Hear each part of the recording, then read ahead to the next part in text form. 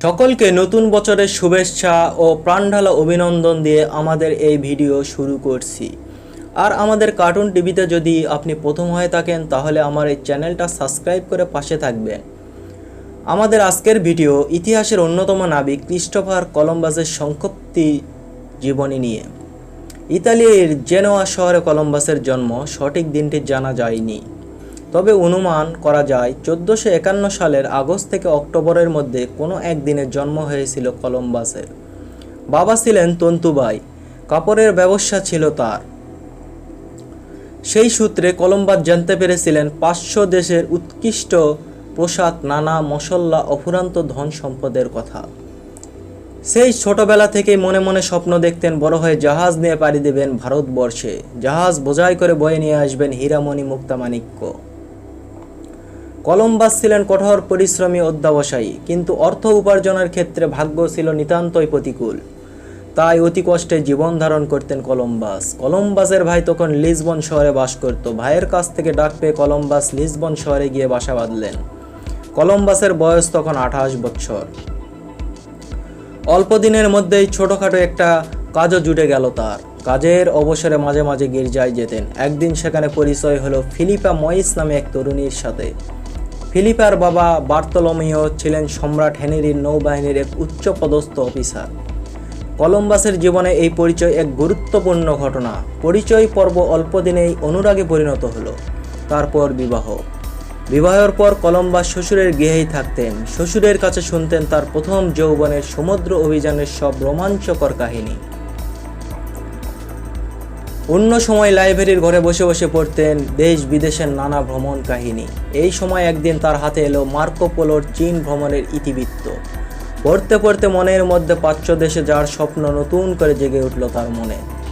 এর পিছনে কাজ করেছিল দুটি শক্তি, রোমাঞ্চকর অভিযানে দুরন্ত আকাঙ্ক্ষা, দ্বিতীয় স্বর্ণ তৃষ্ণা। তখন মানুষের ধারণা ছিল প্রাচ্য দেশের পথে ছড়িয়ে আছে সোনারূপা। সে দেশের মানুষের কাছে তার কোনো মূল্যই নেই, ইচ্ছা করলেই তা জাহাজ বোঝাই করে আনা যায়। কলম্বাস চিঠি লিখলেন সেদুকের বিখ্যাত ভূগোলবিদ পাগলো কলম্বাসের চিঠির জবাবে লিখলেন, তোমার মনের ইচ্ছার কথা জেনে আনন্দিত হলাম। আমার তৈরি সমুদ্রপথের একটা নকশা তোমাকে পাঠালাম। যদি এই নকশা নির্ভুল নয়, তবুও এই নকশার সাহায্যে প্রাচ্যের পথে পৌঁছাতে পারবে, যেখানে ছড়িয়ে আছে অফুরন্ত হীরা, জহরত, সোনারূপা, মুক্তামাণিক্য। এই চিঠি পেয়ে কলম্বাসের মন থেকে সব সংশয়, সন্দেহ দূর হয়ে গেল। শুরু হয়ে গেল তার যাত্রার প্রস্তুতি। কলম্বাসের ইচ্ছার কথা শুনে সকলে অবাস্তব, অসম্ভব বলে উড়িয়ে দিল। অনেকে তাকে উপহাস করলো, কেউ কেউ তাকে ব্যঙ্গ বিদ্রুপ করতেও ছাড়ল না। একটি মানুষও এগিয়ে এলো না তার সমর্থনে বা সাহায্যের জন্য। কলম্বাসের অনুরোধে স্পেনের রানী ইসাবেলা সহদয় বিবেচনার আশ্বাস দিলেও সম্রাট ফার্দিনান্দো সরাসরি প্রত্যাখ্যান করলেন। ইতিমধ্যে কলম্বাসের স্ত্রী ফিলিপা অসুস্থ হয়ে পড়লেন। সমস্ত চিকিৎসা সত্ত্বেও অসুখ ক্রমশই গুরুত্ব হয়ে উঠল। দূরপ্রাচ্য অভিযানের পরিকল্পনা স্থগিত হয়ে গেল। কিছুদিন পর মারা গেলেন ফিলিপা। কলম্বাসের জীবনের সমস্ত বন্ধন ছিন্ন হয়ে গেল। এবারে নতুন উদ্যম ঝাঁপিয়ে পড়লেন তার অভিযানে। দেশের প্রায় প্রতিটি ধনী মানুষের দরজায় দরজায় ঘুরে বেড়ান। জাহাজ চাই, নাবিক চাই, অর্থ চাই। কলম্বাসের দাবি ছিল দেশ আবিষ্কার হবে, তাকে সেই দেশের ভাইসরয় করতে হবে আর রাজস্বের একটা অংশ দিতে হবে। প্রাথমিকভাবে দু একজন সম্মতি দিলেও কলম্বাসের দাবির কথা শুনে সকলেই তার প্রস্তাব প্রত্যাখ্যান করল। কলম্বাসের সাথে এই সময় একদিন পরিচয় হলো ফাদার ফিরেজের।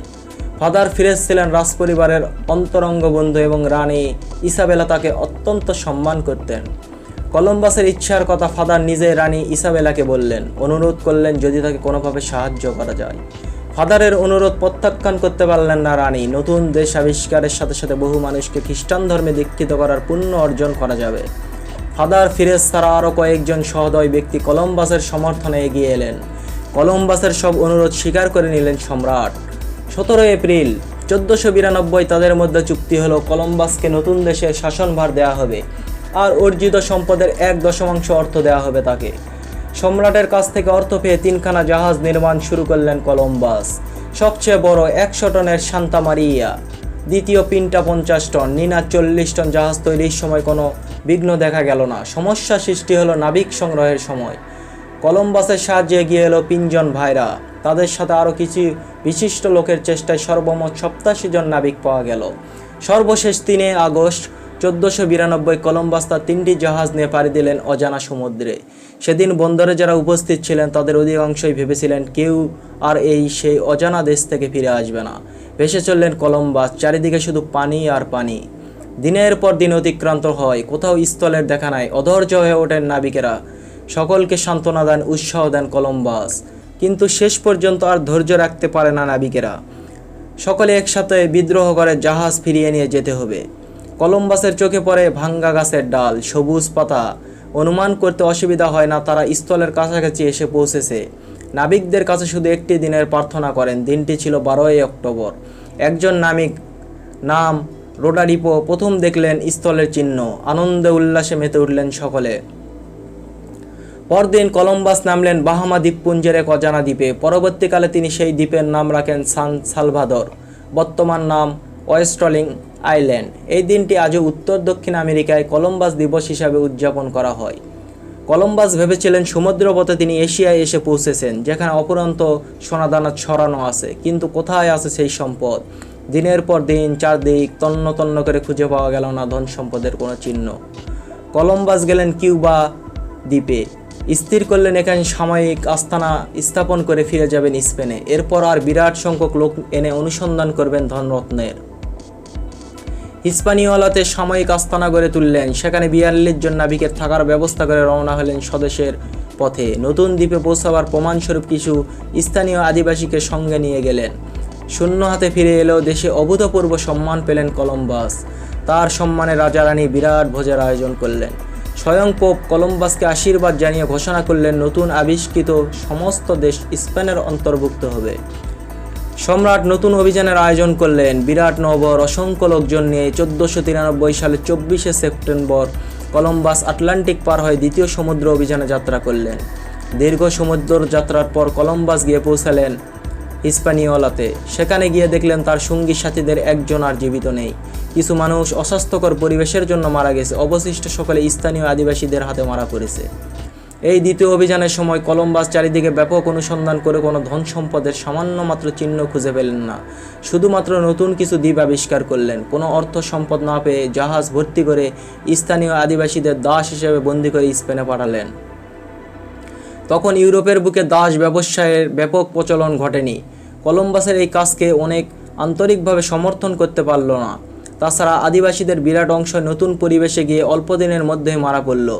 ইসাবেলা কলম্বাসের এই আচরণকে অন্তর থেকে সমর্থন করতে পারলেন না।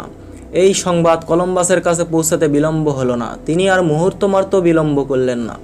2.5 বছর পর 1496 সালে 11 জন ফিরে এলেন স্পেনে। কিন্তু প্রথমবারের মতো এবারেও তাকে কোনো সংবর্ধনা দেওয়া হলো না। কিন্তু অজেয় মনোবল কলম্বাসের। নতুন অভিযানের জন্য আবেদন জানালেন কলম্বাস। প্রথমে দ্বিধাগ্রস্ত থাকলেও শেষ পর্যন্ত সম্মত দিলেন তিনি। 1498 সালের 30শে মে তৃতীয়বারের জন্য অভিযান শুরু করলেন কলম্বাস। এবার তার সঙ্গী হলো তার পুত্র ও ভাই। কলম্বাসের জীবনে সৌভাগ্যের দিন ক্রমশই অস্তমিত হয়ে এসেছিল। হিস্পানিওল স্থানীয় মানুষেরা ইউরোপিয়ানদের অত্যাচার বিরুদ্ধে বিদ্রোহ ঘোষণা করল। মানসিক দিক থেকে বিপর্যস্ত কলম্বাস অত্যাচারী শাসকের মতো কঠোর হাতে বিদ্রোহ দমন করলেন। শত শত মানুষকে নিষ্ঠুরভাবে হত্যা করা হলো। কলম্বাসের সহযোগীরা তার কাজে ক্ষুব্ধ হয়ে উঠেছিল। সম্রাটের কাছ থেকে তার বিরুদ্ধে অভিযোগ উঠল তিনি স্বাধীন রাজ্য গড়ে তোলার চেষ্টা করছেন। তিনি ফ্রান্সিসকো দা বোবডিলা নামে একজন রাজকর্মচারীকে সৈন্য সামন্ত দিয়ে পাঠালেন কলম্বাসের বিরুদ্ধে তদন্ত করার জন্য। কয়েকদিন ধরে অনুসন্ধান করে রাজ্য স্থাপনের কোনো অভিযোগ না পেয়ে কলম্বাসের বিরুদ্ধে নির্বুদ্ধিতার অভিযোগ আনা হলো। কারণ কলম্বাস কোনো সম্পদশালী দেশ আবিষ্কার করার পরিবর্তে সম্পদহীন দেশ আবিষ্কার করেছেন, যার জন্য সম্রাটের বিরাট পরিমাণ অর্থের অপচয় ঘটেছে। এই অভিযোগ প্রথমে বন্দী করা হলো তার পুত্র এবং ভাইকে, তারপর কলম্বাসকেও। কলম্বাসকে শৃঙ্খলিত করে নিয়ে আসা হলো স্পেনে। তাকে রাখা হলো নির্জন কারাগারে, যেখানে থেকে রানী ইসাবেলাকে চিঠি লিখলেন কলম্বাস। রানী ইসাবেলা ছিলেন দয়ালু প্রকৃতির। তাছাড়া কলম্বাসের প্রতি বরাবরই ছিল তার সহানুভূতিবোধ। তার চিঠি পেয়ে তিনি মার্জনার আদেশ দিলেন। 50 বছর পা দিলেন কলম্বাস। শরীরে তেমন জোর নেই, কিন্তু মনের অদম্য সাহসে ভর দিয়ে চতুর্থবারের মতো সমুদ্র যাত্রা আবেদন করলেন।